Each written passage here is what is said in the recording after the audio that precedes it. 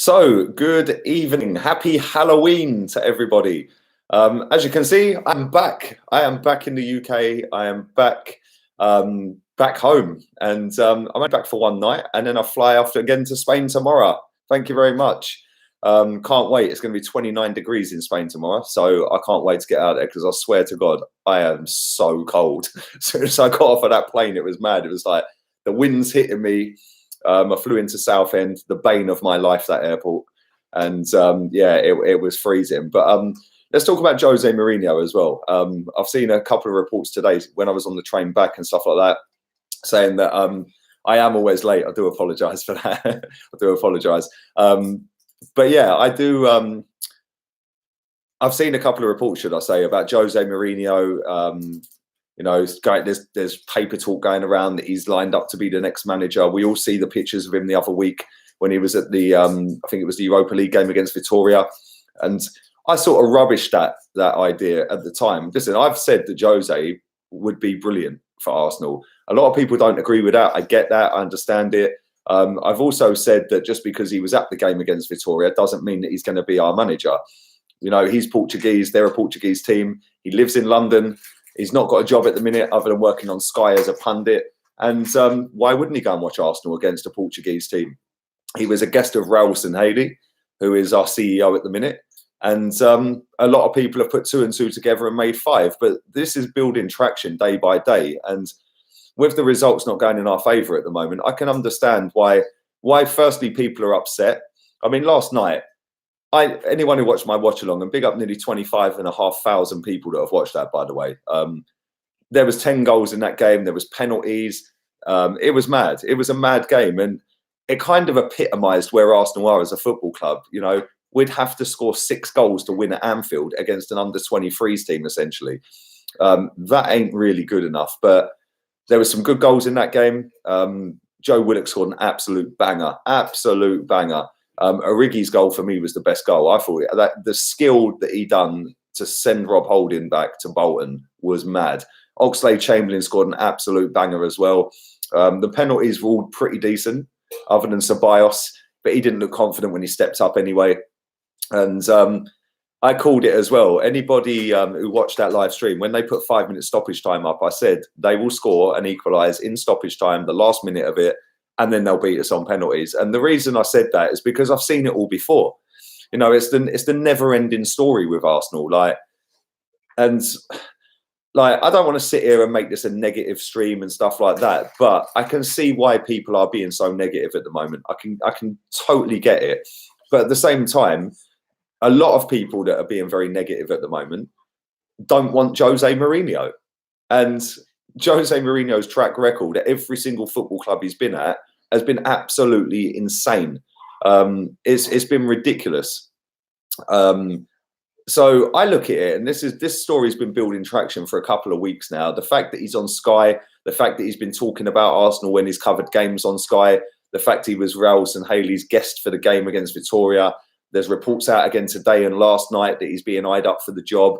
It would not surprise me one little bit if Jose Mourinho is manager next season, maybe even this season, because if the results don't pick up, and personally, I don't think they've been tragic, but they ain't been great, the results. You know, we've got to be beating Crystal Palace when we're 2-0 up. We've got to be beating Watford when we're 2-0 up. We struggled against Vitoria, a team that hadn't scored a goal in the Europa League until they rocked up at the Emirates. We were 4-2 up last night and then 5-4 up with, a minute to go? And we didn't win the game. So I get why people are so aggy and so uptight at the minute. But at the same time, when you look at Jose, and I've said this for a long time now, I'd take him. I would take him. And I get why people don't want him. He's slagged off Arsenal. He's slagged off Arsenal. You know, he's always been disrespectful to our club. Yeah, but for me, that's all part and parcel of football. How many times was Sir Alex Ferguson disrespectful to other clubs and to referees and to other players and, you know, even to Arsene Wenger? The spats that they used to have back in the day were ridiculous. So, you know, when it was just us two fighting it out, you know, so I get why people don't want him. But at the same time, if you want us to start winning and you want us to start competing, You have to go for an elite manager. Now, people can sit there and say, well, he's a has-been, he's a washed-up has-been, he needs money to build a team and blah, blah, blah. Have you seen our team? That front three is as good as anyone. We just ain't playing to their strengths because our midfield every week is not being picked in the correct manner to compete. You know, Pepe, Laka and Aubameyang, yeah, them three are as good as anybody. Right? Aubameyang's the joint top goal scorer along with Mane and Salah. Pepe was absolutely insane over in France. Yes, I know it's a different league, blah, blah, blah. So, yeah, I think that, you know, when you look at Lacazette as well, he could be our Firmino. I think that Firmino's a brilliant player and so underrated. I think Lacazette's the same. And I get asked all the time, would you swap Firmino for Laka? No, because I think they're about the same. Yeah, they both do something in terms of bringing the team together. When Lacazette's on the pitch, we look so much better. When Firmino's on the pitch, they look so much better. And they both chip in with goals. They're both that link between their two wingers. And I think that if we had Jose Mourinho, firstly, we wouldn't have drawn. I said lost. It felt like a loss. We wouldn't have drawn against Palace from being 2-0 up. We wouldn't have drawn against Watford from being 2-0 up. People on the flip side of that can say, well, we wouldn't have been 2-0 up because he plays negative tactics. He does this. He don't promote the kids. He don't do this. He don't do that. At the end of the day, if we ended up winning the Europa League this season with Jose Mourinho as manager, would any single Arsenal fan care? Would they genuinely care? Because I wouldn't, and I think that he's a quality manager. I genuinely think he's a quality manager. But is Emery going to get sacked? That is the big question. Has Emery actually got 3 years as a contract as opposed to 2 with an option for 3? I'm not so sure because there's conflicting reports going around about that right now as well, saying that it is a 3-year contract and not a 2-year contract. So I don't know, but listen, I'm going to have a little ramble for another minute or so. Do drive the likes up on the video. Thank you to everyone who did dislike my video last night. That video has actually got more views than my preview that's got loads of likes. So thank you very much for that. Nearly 900 dislikes on it. So big up everyone who did go and partake in that. Thank you very much. And thank you to everyone who did take part in the watch along as well. Always appreciated. I do enjoy doing them watch alongs. And it was nice to have Sam on the channel as well. And Chig as always, my partner in stream. So yeah, let me ask this question or 2 questions, right? Firstly, would you sack Jose? Would you sack Emery? Would you sack him? And secondly, if you did sack him, would you take Jose Mourinho? I personally think that if the results don't go the right way by Christmas, I can see Emery getting sacked. I ain't going to lose any sleep over it, but at the same time, it would be kind of sad to see a manager get sacked after 18 months in a job.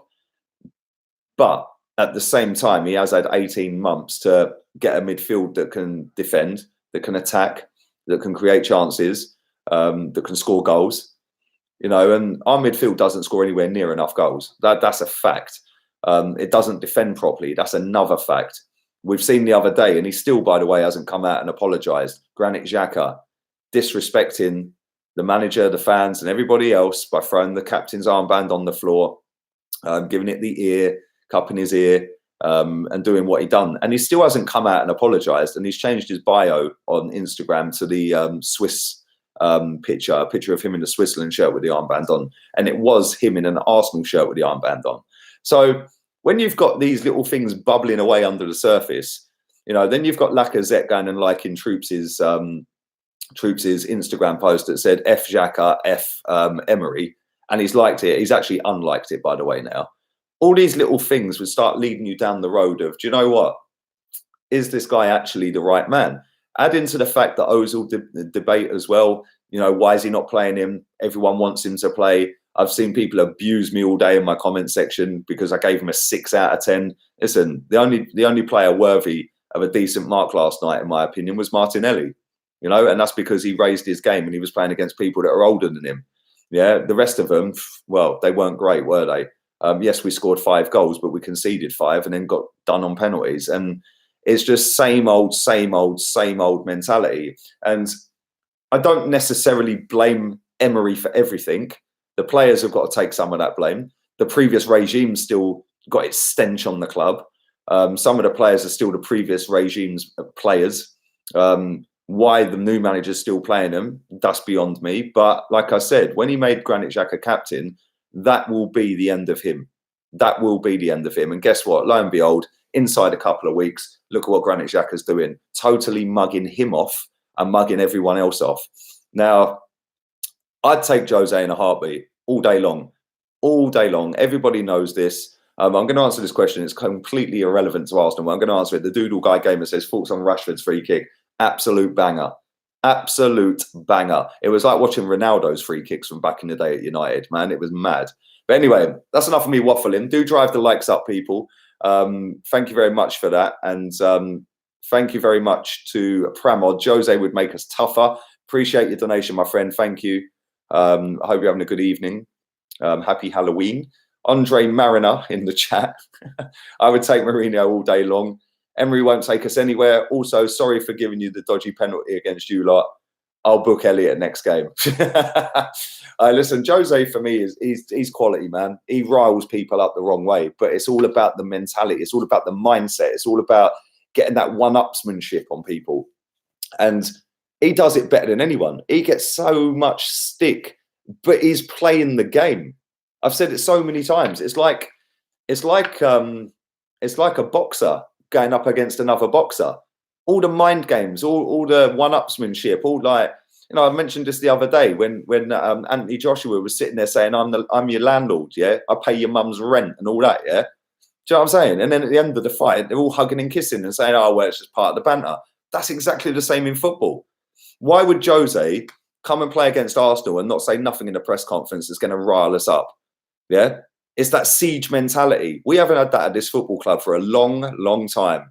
We used to be able to put an 11 out there week in, week out, and people were beaten in the tunnel. We can't do that anymore. We could go 2-0 up and we're still not going to win the game. We went 4-2 up against a reserve team last night. We still didn't win the game. So I'd take him. I think he's still elite. I think exactly. One Love a.f.c. says Jose will weed out the weak-minded clowns we have. I don't think all of them are weak-minded. I do think a lot of them still are. I wouldn't say all of them. I think we have kind of turned a corner, but I don't know. Listen, C Marjan on the beat says Tobias is too weak. Well, listen, I got a lot of stick in the summer when I said, can he cut it in this league? And I said, I'm not sure he can. Oh, you don't know what you're talking about. Well, it's proving that way at the minute because he's been shocking this season so far, other than the game against Burnley where he was 10 out of 10 and Watford where he got subbed in the first half. The guy's been pretty bang average. In fact, below bang average. And he came on against Tottenham and done all right. So what, 3 games out of 12, 14 he's played? He's not been great. He's not been great. Why can't Emery see what the best team is? 90% of this chat can pick it. Well, that's true, David. Very true. Excuse me. That is very true. And this is the thing as well.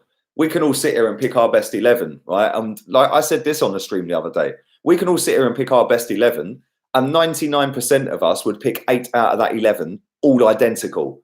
There would be maybe 2 or 3 players that we'd all argue over. Yeah. But there'd be a solid core of 8 players that would be in every single one of our teams week in, week out. So why can't he do that? You know, I just genuinely don't get it. I don't get it. Aubameyang getting insulted by fans in public while driving his car is a disgrace. Fans need to grow going into personal lives, Lee. I think you mean grow up and stop going into personal lives. But I get what you're saying, Sanjay. Yeah, I'll see that video. He was sat outside, I think it was near the Tollington pub on Hornsey Road. And yeah, people were proper mugging him off. But sadly, mate, that's what happens in society these days. People think they can mug other people off and it's no comeback. Normally there ain't. People think that they can go and mug off the Premier League top goal scorer to his face and it's cool. Yeah. What happens when he leaves then? What happens if we sell him for 25, 30, 40 million pounds in the summer, whatever it may be? Yeah, the same fans that were abusing him are going to stand there and go, oh, this club, sack the manager, sack this, do that. And they'll blame it on everyone else apart from themselves. It's kind of sad, really, if I'm being honest. Pramod, thank you again, mate. And Jose has a point to prove. Well, this is the thing. The reports that are going around at the minute are suggesting that he wants to stick one up Chelsea and stick one up Man United. Now, I've said for a long, long time, right, that Jose would love the Arsenal job because he'd love to be that guy that come in after Arsene Wenger and went, bang, there's a Premier League title, or there's a European trophy, yeah, or there's back-to-back title challenges, because we have not done that for a long, long time, yeah. And I was a kid when we last won in Europe, so yeah, there we go. Some of you guys weren't even born, but I think he'd love that. He'd relish that. He'd love the fact that a lot of the fans wouldn't like him. He'd love the fact that it was that it's us against the world mentality again. And I'll tell you something, right? If he came into Arsenal, it'd make us better defensively, just like that. Just like that. He'd pick the right midfield, that's for starters. Mourinho can get us in the top 4 in a cup, FA Cup or Europa. Evening to you, Sergio. Happy Halloween, mate. And yeah, I agree. I agree, mate. Arsenal need to get Marco Bielsa, says B for the game. Yeah, he's not bad. He's not bad. I think we need a proper like a top draw manager, though, somebody who's consistently winning. And I know Jose's been out the game for a little while now, but just go and look at his record, man. It is ridiculous. Did Ozil play yesterday because he has agreed to leave, or just because Unai is under pressure? Says a.f.c. Charlie. I think he played because the club want to get rid of him. So the easiest way to get rid of him is not putting him in the first 11 for Premier League, not even putting him in the squad for Premier League. Let's go and play him with the reserves, with the under 23s or whatever we were playing last night, and go and play him in a League Cup game away from home on a freezing cold night up at Anfield. Yeah. And I think it's from the club. I think the club have sent down a message saying we want him out. And I genuinely do. Be interesting to see if he starts on Saturday. He played all right yesterday. You know, I've seen, like I said, a lot of people abuse me because I gave him a 6. Listen, he weren't amazing. He played all right. Yeah, simple as that. Why are you not on AFTV anymore?